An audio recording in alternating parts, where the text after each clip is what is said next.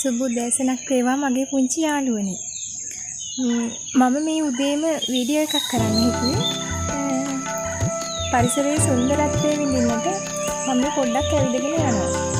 ඉතින් ඇත්තටම හරි ලස්සනයි. ඒ වගේම තමයි විශේෂයෙන් මම දැක්ක දෙයක් මට ඇහෙන දෙයක් කුරුල්ලන්ගේ මිහිරි නාද.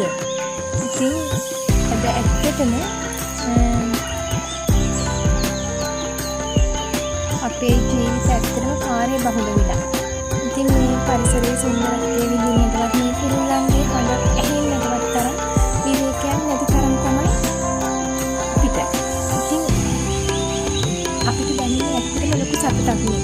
ගස්වල මල් පිපිලා, ඒ වගේම ලස්සන පරිසරය, ඒ වගේම කුරුල්ලන්ගේ හඬ හරිම මිහිරි. ඒ හරිම ලස්සනයි. හිතට දැනෙන්නේ හරිම සතුටක්. ඇත්තටම අපි ජීවත් වෙනකොට මේ සතුටත් විඳින්න තියෙනවා නම් අපිට ඒක අපේ මේ කාර්යබහුලතාවයත් එක්ක තියෙන අපේ පීඩනයක් නැති වෙන්න පුළුවන්. ඒ පීඩනයෙන් අපිට මිදෙන්න පුළුවන් මේ ලස්සන දකින්නකොට. ලස්සන මල්. ඉතින් මම ඒකයි හිතුවේ ඔයාලටත් මම පොඩ්ඩක් පෙන්වන්න තිබුණා නම් හොඳයි කියලා.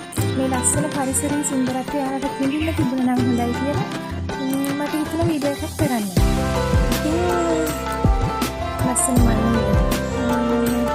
හරි ලස්සනයි පරිසරය. ඒ වගේම පළතුරු ගස් ටිකක්.